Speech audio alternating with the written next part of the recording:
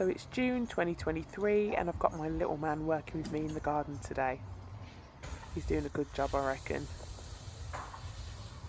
And I just thought I'd share this quick progress photo with you. This was taken after my garden was watered recently.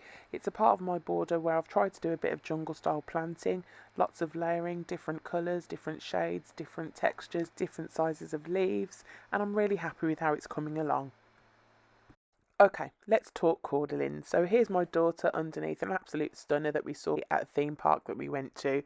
That's what you imagine your Cordyline's going to look like someday, and that's what I've been hoping for with the ones that I've grown in my garden.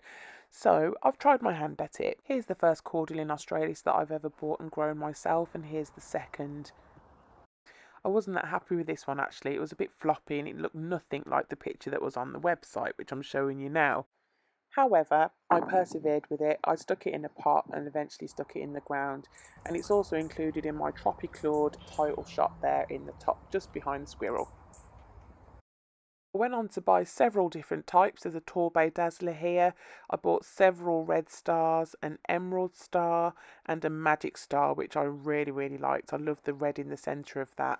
And the original large one that I was growing was doing really well. Came through winter 2021 with ease. Winter 22, there was absolute carnage after that.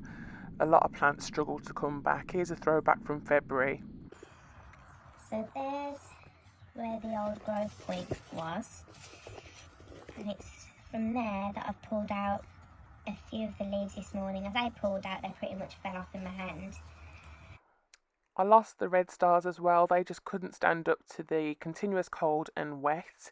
There's that second large Cordyline that I had. It just started to go brown. Eventually, this is what it looked like. And I just didn't have the patience to leave it in the ground. It just looked so terrible. And it was in a pride of place as well. So I just pulled it out, to be honest. It looks more like a grass skirt than a plant. But there it is. It just went on my compost heap. And as for my largest Cordyline, viewer discretion is advised here. It spear pulled and then it just went worse and worse. It rotted right in the middle. I was struggling to recover, and I'm pretty sure that it should never look like there's cake mix in the middle of a Cordyline. I ended up cutting the trunk right down in the end. My emerald star didn't look any better. You can see my Canary Island date palm in the back there as well. Winter was pretty savage.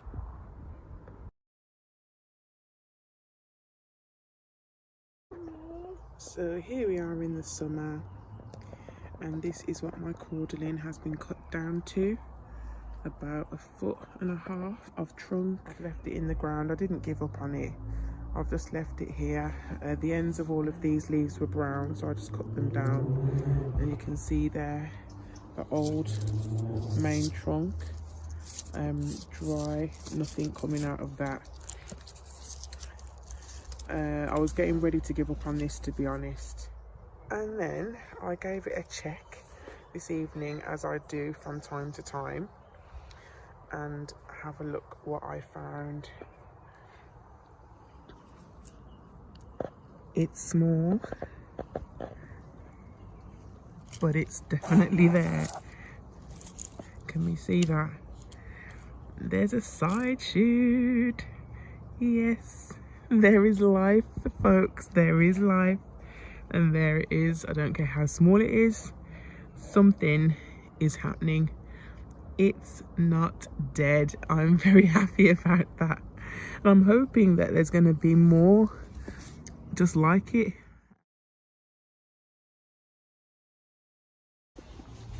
So here's a small Cordyline that I bought last autumn. Late autumn it was.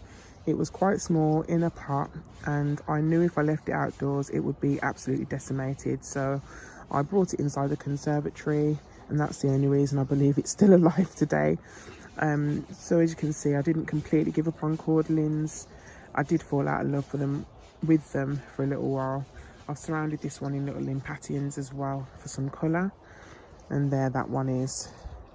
What I'll do with that in the winter is definitely protect it, and because it's in a container I may even bring it inside.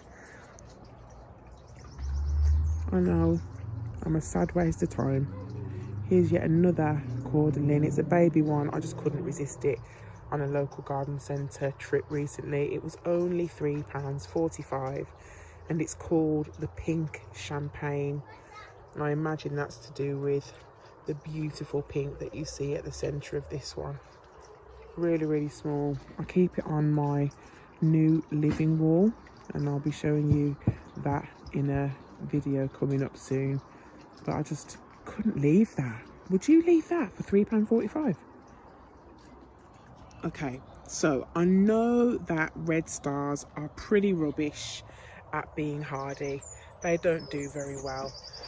But in Morrison's, I think they had this for about £3.99.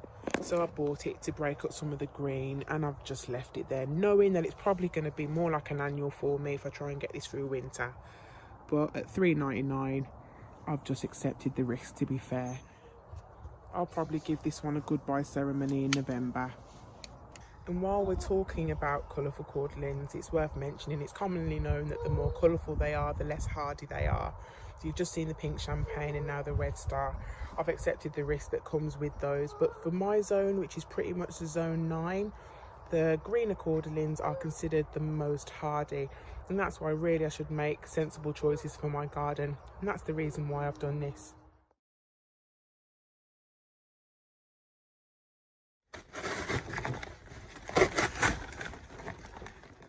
I've gone and bought this beauty. Oh yes, Cordyline australis, Charlie boy. And all is forgiven when you look like that. Look at those vibrant pink spikes with the darker spine down the middle. If we take a closer look at the leaves, and that stripe, look at that. It's beautiful. And I fully accept that this is not going to make it through the winter unless I bring it inside. But we don't really care about that, do we? We just go ahead and buy them anyway. I'm very, very satisfied with that as a choice. And I look forward to seeing how big it will grow in this season. We will see. So, Cordylines, I hate you, but I don't half love you. That's it for this one.